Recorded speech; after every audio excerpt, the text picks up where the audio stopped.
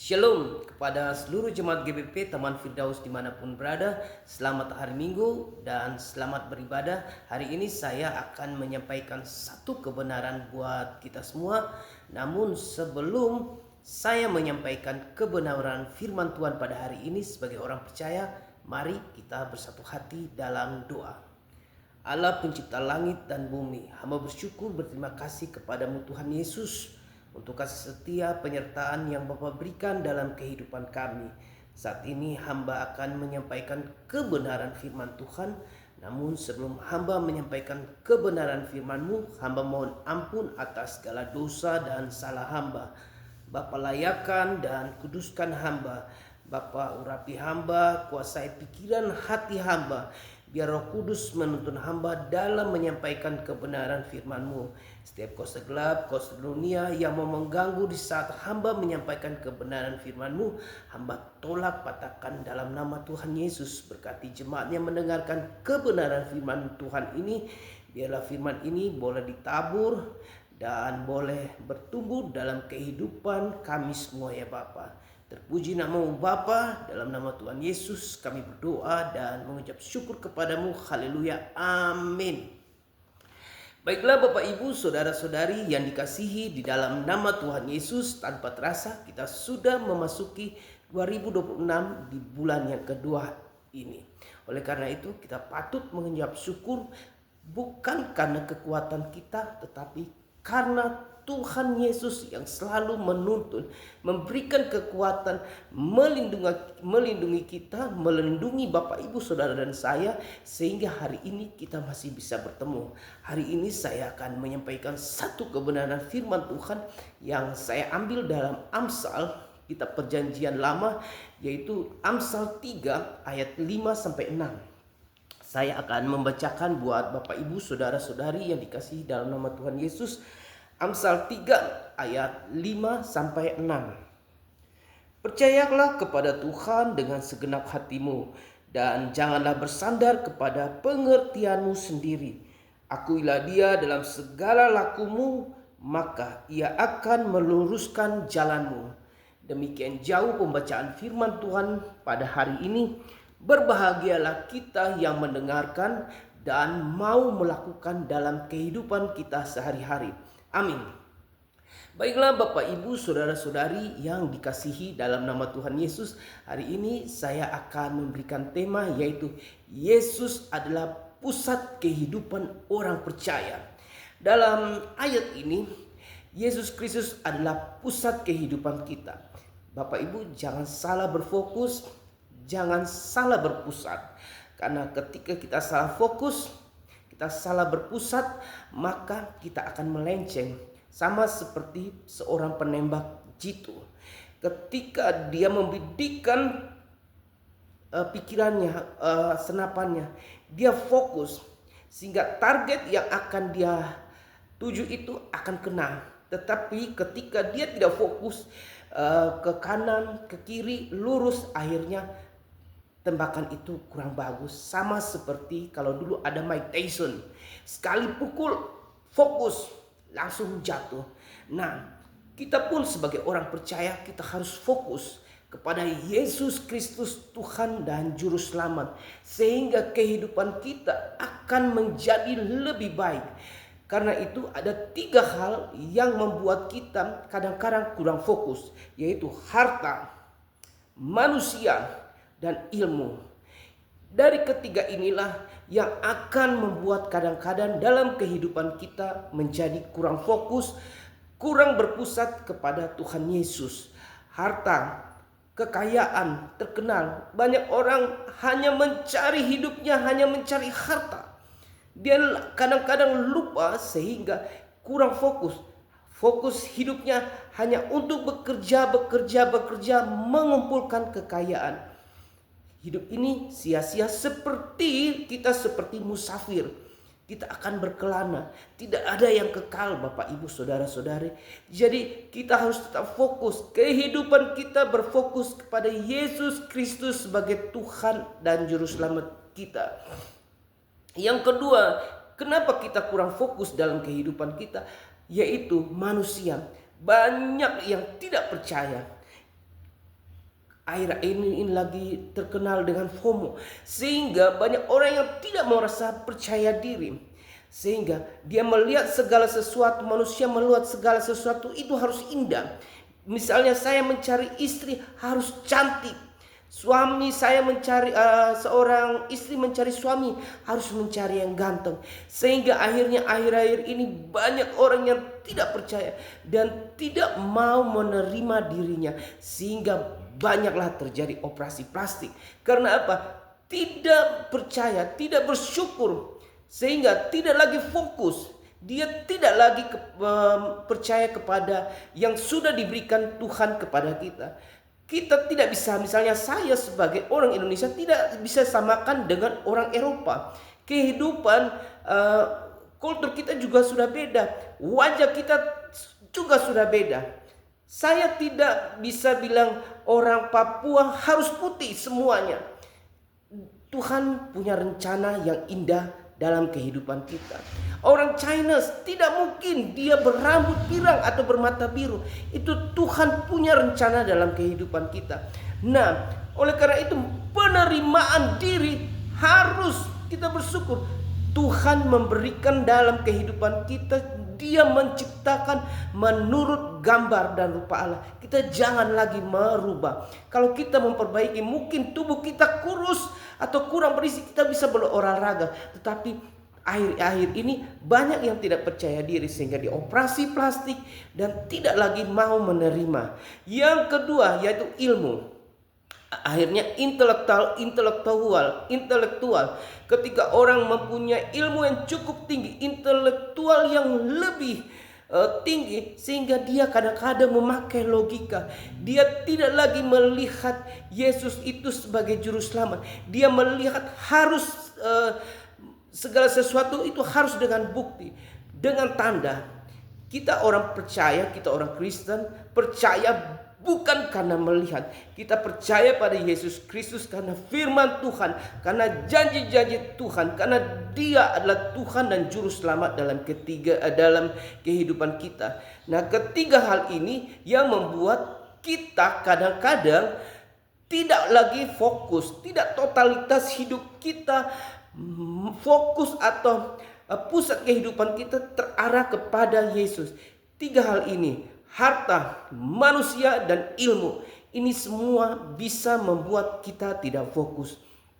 Nah, Bapak Ibu, saudara-saudari yang dikasihi dalam nama Tuhan Yesus Kristus, hidup kita ini seperti musafir, tidak ada yang kekal, semua akan kembali kepadanya.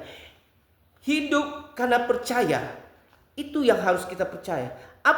Kenapa kita hidup harus berpusat kepada Tuhan Yesus? Poin yang pertama adalah hidup karena percaya, bukan karena melihat. Jangan sama seperti Thomas. Murid-murid yang lain sudah mengatakan bahwa Tuhan mereka melihat, tetapi Thomas bilang apa? Sebelum saya mencucukkan tangan saya ke lubang pakunya, saya tidak akan percaya. Ingat, kita sebagai pengikut Kristus percaya bukan karena melihat, percaya karena firman Tuhan, karena janji-janjinya Tuhan, karena Yesus Kristus punya janji. Jika Bapak Ibu baca dalam firman Tuhan, ribuan janji dalam Alkitab. Oleh karena itu, ambil salah satu janji itu. Janji itu iya dan pasti. Yesaya 41 ayat 10 berkata begini. Saya akan baca buat Bapak Ibu, Yesaya 41 ayat 10. Janganlah takut, sebab aku menyertai engkau. Jangan takut. Artinya apa? Hidup karena percaya, bukan karena melihat. Jangan takut. Yesaya berkata, pertama, jangan takut, sebab aku menyertai engkau. Jangan takut, aku menyertai engkau. Janganlah bimbang, sebab aku ini Allahmu. Jangan takut dan jangan bimbang. Bahkan aku akan menolong engkau. Aku akan memegang engkau dengan tangan kananku dan membawa engkau kemenangan. Jadi Bapak Ibu, saudara-saudari yang dikasihi dalam nama Tuhan Yesus, sebagai orang percaya, kenapa kita mengatakan Yesus sebagai pusat kehidupan orang percaya? Poin yang pertama, Hidup kita karena percaya, bukan karena melihat. Yesaya 41 berkata, jangan takut, jangan bimbang. Aku akan memegang tangan kananmu, membawa kepada kemenangan. Jadi hari ini kita sama-sama belajar. Daud berkata, dari manakah datang pertolongan? Pertolonganku datang daripada Tuhan yang akan memberikan kemenangan. Bapak Ibu, ketika membaca kitab Samuel atau Mazmur dan menceritakan bagaimana pertolongan dia dikepung dari segala macam arah, tetapi dia bilang, Tuhan adalah gunung batuku. Dari mana aku harus meminta pertolongan? Pertolonganku ialah datang daripada Tuhan. Jadi jangan lagi percaya karena harus melihat. Percaya karena janji-janji. Firman Tuhan, kita membaca firman Tuhan ini yang akan memberikan kekuatan kepada Bapak Ibu, saudara-saudari. Mungkin Bapak Ibu berkata, bisa Bapak Pendeta atau hamba Tuhan bisa berkata, bilang, jangan takut, jangan bimbang. Tapi kami yang mengalaminya. Hari ini saya mau berkata, baca Alkitab dan kita merenungkan. Jangan lagi melihat. Saya percaya kita akan, ketika kita bersungguh-sungguh mengandalkan Yesus Kristus sebagai Tuhan dan Juru Selamat, sebagai pusat kehidupan orang percaya, kita tidak lagi mendengar atau percaya karena melihat. Tetapi saya berdoa, Bapak Ibu, saudara dan saudari akan mengalami mujizat. Bukan saja hanya mendengar, di sana ada terjadi kesembuhan, di sana ada terjadi pemulihan. Tapi hari ini firman Tuhan berkata, engkau akan menerima kemenangan, engkau akan menerima kesembuhan, engkau akan menerima janji-janji itu. Yang penting percaya dengan sungguh-sungguh, jangan bimbang. Yang berikutnya yaitu yang membuat kita semakin percaya, yaitu janji itu ya dan pasti. Jadi Bapak Ibu, saudara-saudari yang dikasihi di dalam nama Tuhan Yesus, mari kita sama-sama merenungkan bahwa tidak ada yang mustahil dalam kehidupan kita. Merenungkan firman Tuhan itu indah sekali Bapak Ibu. Ketika kita sudah membaca firman Tuhan seperti napas kehidupan kita, belajarlah membaca firman Tuhan minimal Mazmur dan Amsal. Ketika kita membaca, Bapak Ibu Saudara membaca Mazmur, Bapak Ibu akan merasakan bagaimana Bapak Ibu bisa mengucap syukur dalam segala hal. Ketika dikepung, ketika musuh datang, Bapak Ibu bisa mengucap syukur, bersyukur. Amsal mengajarkan kita kepada apa? Bijaksana, dikasih kata-kata yang bijak. Oleh karena itu, dengan membaca firman Tuhan, maka Bapak Ibu Saudara dan saya akan diberikan hikmat.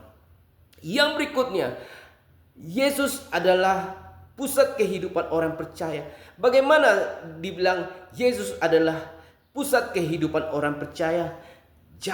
Yang kedua, jangan bersandar kepada pengertian sendiri. Jadi jangan bersandar kepada pengertian sendiri. Dalam Mazmur 1 ayat 1 sampai 3 berkata begini. Mazmur 1 ayat 1 sampai 3 berkata, berbahagialah orang yang tidak berjalan menurut nasihat orang fasik, yang tidak berdiri di jalan orang berdosa, yang tidak duduk dalam kumpulan pencemooh. Ayat 2, tetapi yang kesukaannya ialah Taurat Tuhan, dan yang merenungkan Taurat itu siang dan malam.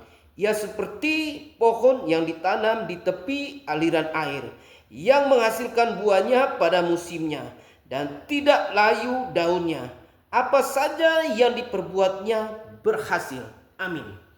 Jadi jangan bimbang Bapak Ibu, jangan bersandar kepada pengertian kita sendiri, tetapi mari kita sama-sama mau bersandar kepada Yesus Kristus, karena Dia adalah Tuhan dan Juru Selamat dalam kehidupan kita. Pemazmur berkata, orang yang bersandar kepada Tuhan, dia seperti pohon yang ditanam di tepi aliran air. Apa saja yang diperbuatnya akan berhasil. Jadi jangan bersandar kepada pengertian pengertian manusia, pengertian diri sendiri, tetapi kita bersandar kepada Yesus Kristus, bersandar kepada firman Tuhan. Nah, bagaimana jika orang yang tidak bersandar kepada Tuhan? Kita akan lihat dalam Yeremia, dalam Yeremia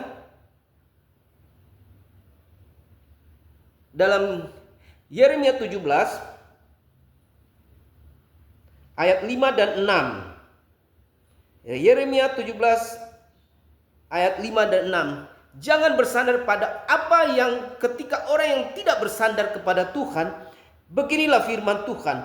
Terkutuklah orang yang mengandalkan manusia, yang mengandalkan kekuatannya sendiri, dan yang hatinya menjauh daripada Tuhan. Ia akan seperti semak bulus di padang belantara. Ia tidak akan mengalami datangnya keadaan baik. Ia akan tinggal di tanah angus, di padang gurun, di negeri padang asing yang tidak berpenduduk. Demikian jauh. Jadi beda. Kalau Mazmur 1 ayat 1-3 berkata, ketika kamu hidup dekat dengan Tuhan, dekat dengan Taurat Tuhan, engkau akan diberkati. Hidupmu seperti ditanam di tepi aliran air. Apa saja yang diperbuatnya akan berhasil. Kalau kita tidak bersandar kepada Tuhan, maka akibatnya Yeremia berkata, beginilah, terkutuklah orang yang mengandalkan manusia, yang mengandalkan kekuatannya sendiri, dan hatinya menjauh daripada Tuhan. Ini akibatnya. Jadi Bapak Ibu, hari ini kita sama-sama belajar. Jangan bersandar kepada pengertian kita sendiri, tetapi mari kita bersandar kepada Yesus Kristus, kepada firman Tuhan, dan kepada janji-janjinya Tuhan. Ini membuat kita semakin percaya. Ketika kita sudah hidup di dalam Tuhan, kita mengandalkan Tuhan, maka Tuhan akan memberkati. Jadi ketika banyak yang bertanya, kenapa kita tidak hanya, kan kita masih di bumi, kita kan pasti mengejar harta, kita akan mengejar ilmu, kekayaan, dan segala macam. Itu semua adalah bonus. Ketika kita bersungguh-sungguh di dalam Tuhan, maka Tuhan akan memberikan bonus. Waktu Salomo berdoa, dia tidak berdoa bahwa Tuhan berikanlah saya umur panjang, berikanlah saya istri yang banyak, berikan saya harta kekayaan. Tapi dia memberikan hikmat. Oleh karena itu, kita diberikan meminta kepada Tuhan, berikan hikmat supaya kita bisa mengelola kehidupan kita ini, bisa menjadi berkat bagi orang lain.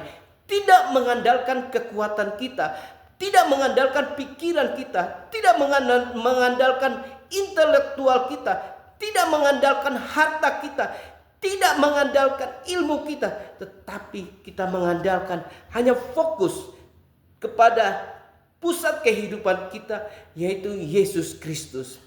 Dan yang ketiga, kenapa Yesus adalah pusat kehidupan kita? Dalam pembacaan tadi, lakukanlah segala sesuatu di dalam nama Tuhan. Jadi apa? Jadi jangan kita lakukan biar supaya dilihat manusia. Tuhan bilang apa?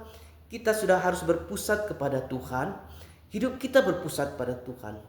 Harta, kekayaan, dan jabatan itu hanyalah bonus. Lakukanlah semua untuk Tuhan. Semua itu akan ditambahkan kepada kita. Bapak Ibu, ketika Bapak Ibu menghadapi masalah, itu modal kita hanya berseru. Mazmur 107 ayat 28, ketika mereka dalam perjalanan diombang-ambingkan oleh gelombang, maka berseru-serulah mereka kepada Tuhan, dan dalam kesesakan mereka dan kepada Tuhan, dan berjalan meminta pertolongan, maka Tuhan memberikan pertolongan. Jadi modal kita sebagai orang Kristen hanya berseru. Semua hidup kita itu sejauh lutut dan ubin kita. Ketika Bapak Ibu punya masalah, mari merendahkan diri kita, berlutut, berseru kepada Tuhan. Maka Tuhan akan memberikan pertolongan. Jadi Ketika Bapak Ibu mengalami masalah, sakit penyakit, masalah yang datang, jangan lari meminta pertolongan kepada orang lain. Jangan mengandalkan kehidupan kita, jangan mengandalkan kekuatan kita, jangan mengandalkan harta kita, jangan mengandalkan manusia. Itu semua akan mengecewakan kita. Andalkan Yesus Kristus sebagai pusat kehidupan kita. Dia yang akan menolong Bapak, Ibu, Saudara, dan saya. Modal kita hanya satu, berseru. Maka berseru-serulah mereka kepada Tuhan dalam kesesakan mereka, dan dikeluarkanlah mereka dalam kecemasan mereka. Itu Mazmur 107 ayat 28. Jadi ketika Bapak, Ibu, Saudara, dan saya mengalami masalah, jangan pernah takut, jangan pernah gentar. Yesus Kristus adalah pusat kehidupan orang percaya. Jika orang lain bisa mengalami mujizat, Bapak, Ibu, Saudara, dan saya pun bisa mengalami, asal kita tidak melenceng hidupnya. Hidup kita percaya sepenuhnya kepada Tuhan, firman Tuhan, dan janji-janji. Jangan mengandalkan kekuatan kita, dan lakukanlah segala sesuatu untuk Tuhan, bukan untuk manusia. Ayub 42 ayat 2. Aku tahu bahwa engkau sanggup melakukan segala sesuatu yang dan tidak ada rencanamu yang gagal. Ayub 42 ayat 2. Ayub ketika dia dicobai, ke-10 anaknya diambil oleh Tuhan. Kekayaannya diambil, onta-ontanya diambil, kerbaunya diambil, istrinya pun menghina dia. Tetapi iman Ayub tidak. Apapun yang terjadi, saya tetap mengandalkan Tuhan. Walaupun istrinya, ayo tinggalkan istrimu, ayo tinggalkan Allahmu, itu kata istrinya. Tetapi Ayub bilang, Dia adalah Tuhan dan Juru, Dia sanggup dan mampu. Maka Ayub tetap mengandalkan apapun dia diambil oleh Tuhan pada saat itu, dan dia tetap mengandalkan Yesus sebagai Tuhan dan Juru Selamat. Maka di pasal 42, Tuhan akhirnya memulihkan keadaan Ayub, dan Ayub diberikan 2 kali lipat hartanya dari semula, dan diberikan anak yang sama-sama, yang itu 10 orang, dan ketiga anak perempuan itulah wanita-wanita paling cantik pada zamannya. Rasul Paulus berkata, pencobaan-pencobaan yang saya alami adalah pencobaan-pencobaan biasa yang tidak melebihi kekuatanku. Dan ketika Tuhan memberikan cobaan itu tidak melebihi dari kekuatanku. Hari ini jika Bapak Ibu mengalami masalah, mengalami tantangan, pergumulan dalam kehidupan, fokus, tetap andalkan pada Tuhan. Jangan andalkan pada manusia, mereka hanya akan mengecewakan. Jangan mengandalkan jabatanmu, jangan mengandalkan hartamu, jangan mengandalkan intelektualmu, tetapi doa, berseru, hanya sejauh lutut dan ubun Tuhan akan mendengar. Kita sama-sama belajar, karena Yesus Kristus adalah pusat kehidupan orang percaya. Dan saya percaya apapun yang Bapak Ibu alami saat ini, di dalam nama Tuhan Yesus akan memberikan jalan keluar. Biarlah kebenaran firman Tuhan ini memberkati kita semua, dan tetap berharap dan bersandar Yesus sebagai pusat kehidupan orang percaya. Amin. Mari kita bersatu hati dalam doa. Segala puji dan syukur hamba naikkan kehadirat-Mu ya Bapa. Terima kasih Tuhan Yesus, Engkau sungguh ajaib dalam kehidupan kami. Hamba bersyukur Tuhan, biarlah firman yang sudah hamba sampaikan ini boleh memberkati kami semua ya Bapa. Tuhan Yesus berkati jemaat yang sedang mendengarkan kebenaran firman Tuhan. Yang sakit Tuhan sembuhkan, yang punya masalah Tuhan berikan jalan keluar, yang punya beban berat Tuhan angkat, dan Tuhan berikan hati yang lembut agar kami tetap berharap dan bersandar kepadamu. Biarlah kebenaran firman yang sudah hamba sampaikan ini boleh memberkati semua kita semua. Terpuji namamu Bapa, di dalam nama Tuhan Yesus Kristus hamba berdoa dan mengucap syukur kepadamu. Amin. Shalom. Tuhan Yesus memberkati kita semua.